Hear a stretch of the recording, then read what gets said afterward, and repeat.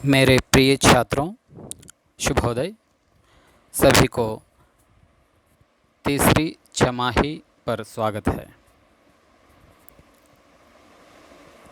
Covid महामारी के कारण हम सभी कॉलेज में नहीं मिल पा सके, लेकिन तकनीकी हम सबको एक सूत्र में बांध रही है, मिला रही है। तुम सभी से इस प्रकार मिलकर मुझे बहुत खुश लग रहा है। कक्षा में जल्दी ही मिलने की आशा करेंगे। जो भी हो, हम अपने कर्म में आगे बढ़ेंगे। आज से हमारी तीसरी छमाही शुरू होने वाली है। सभी छात्र यथासंभव लाइव क्लास में हाजिर होने की कोशिश कीजिए।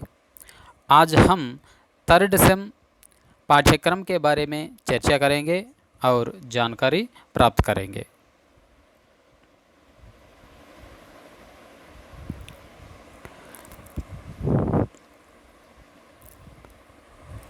हमारे पाठ्यक्रम में 5 अध्याय दिए गए हैं। इसमें पहला अध्याय है काव्यदीप। इस काव्यदीप में पूरे 5 पाठ हैं। ये सभी पद्य पाठ हैं।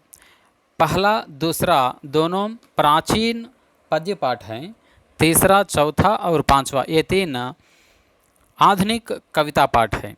पहला है कबीरदास की साखी। इसमें 10 दोहे दिए गए हैं। और दूसरा है सूरदास का बाल वर्णन। तीसरा, मातृभूमि। चौथा, तोड़ती पत्थर। पांचवा, गीत फरोश। और दूसरा अध्याय है हिंदी साहित्य का इतिहास। ये हिंदी छात्र होने के नाते हम सभी हिंदी साहित्य के बारे में जानना अत्यंत आवश्यक है। इसके अंतर्गत हम भक्तिकाल के बारे में जानेंगे। और यहाँ हमारे पाठ्यक्रम में भक्तिकाल के अंतर्गत पूरे 4 भाग हैं। एक ज्ञान मार्गी शाखा, दूसरा प्रेम मार्गी शाखा, तीसरा राम भक्ति शाखा और चौथा कृष्ण भक्ति शाखा। इन चारों में से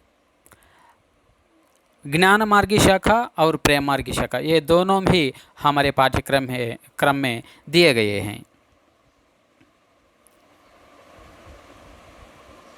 इसके साथ साथ सूरदास जी का कवि परिचय भी दिया गया है हमारे पाठ्यक्रम में। और तीसरा अध्याय है साधारण निबंध, जनरल एसेस। इस अध्याय में 5 पाठ दिए गए हैं। पहला पाठ है समाचार पत्र, दूसरा बेकारी की समस्या, तीसरा कंप्यूटर और चौथा पर्यावरण और प्रदूषण, पांचवा साहित्य और समाज।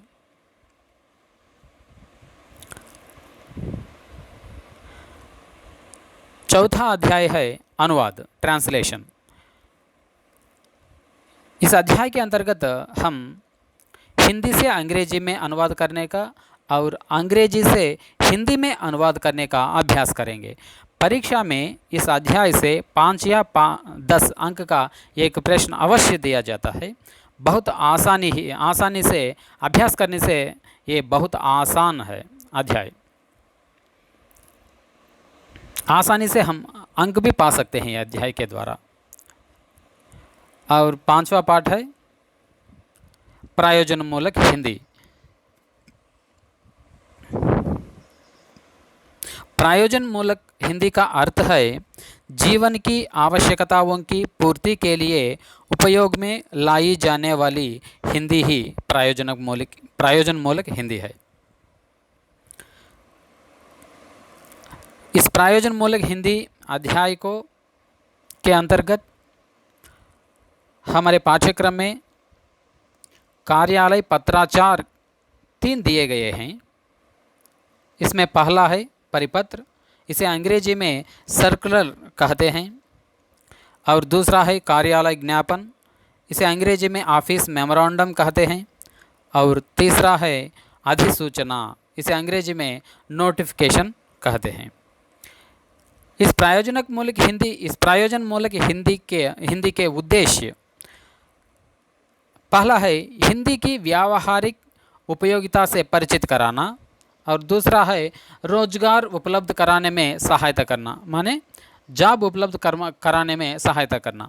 तीसरा, आधुनिक आवश्यकताओं के अनुरूप छात्रों में क्षमता बनाए रखना।